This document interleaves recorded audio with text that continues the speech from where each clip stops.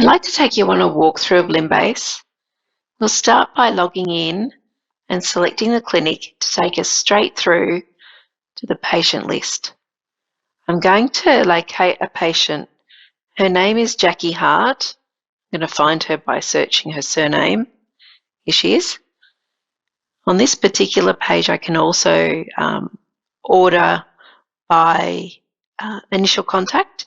If I wanted to get a sense of the patients that I've seen most recently, new referrals to the service, or last contact.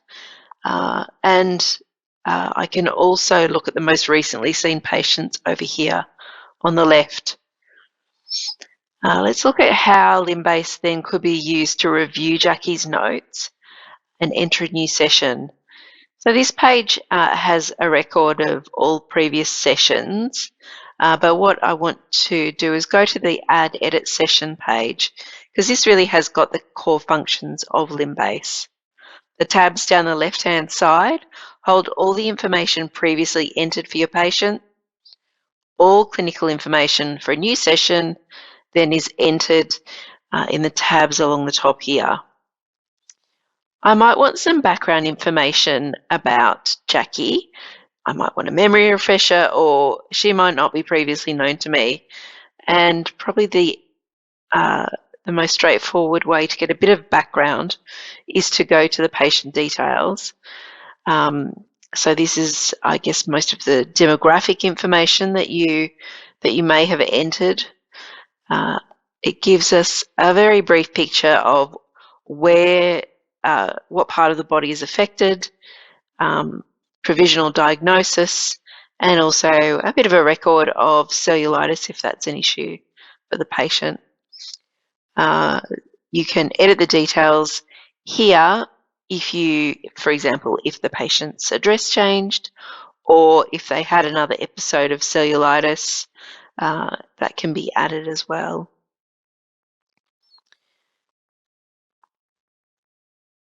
The patient notes is the progress note function for the platform, and that's just date ordered.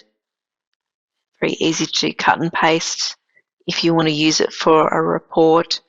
Compare measurements is really just this is the measurement data for interval circumferences, the same for garment measurements up here. So you might want to compare, for example, what the current measures are compared to the initial contact.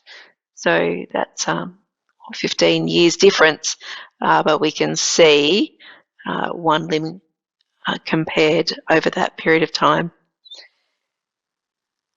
The circumference analysis provides, I guess, a visual image of what's happening over time for the size changes that are occurring. So we've got a picture of the interlimb difference as a percentage. Perhaps the most useful is the limb volume, which is calculated from the interval circumferences and graphed over time. This circumference analysis is along the limb on any given date. So if you've got the affected and the unaffected side, then you're going to get the calculated interlimb difference down the bottom here. So it just gives you a sense of where the biggest differences are.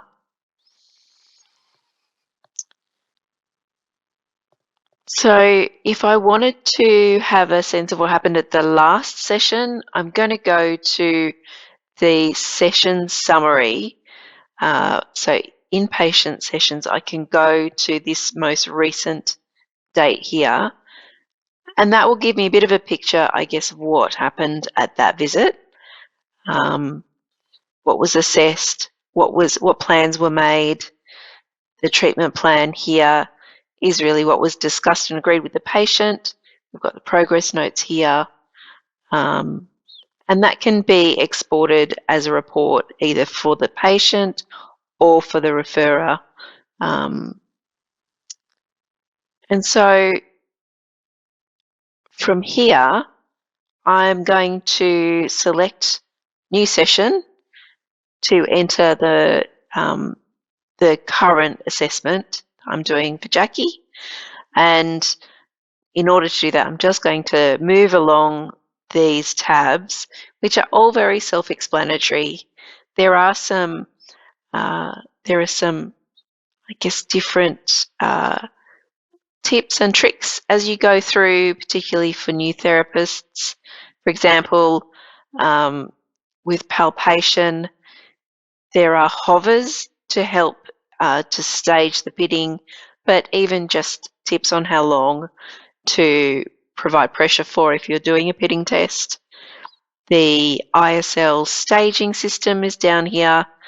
For example, if we go into circumference measurement, you can link out here to the to guidelines. So really just some ways of simplifying and making a bit more consistent the record that we keep. Really important though to point out that while we aim to keep limb-based comprehensive, it need not be prescriptive. So when entering a new session, you need only use the fields that you want to. Obviously, the benefit for future research is greatest when you use it as your full record, but that's not necessary. You can even just use it as a circumference measurement record or garment search if that's your preference. It's really designed for you to fit with your own workflow. Thanks.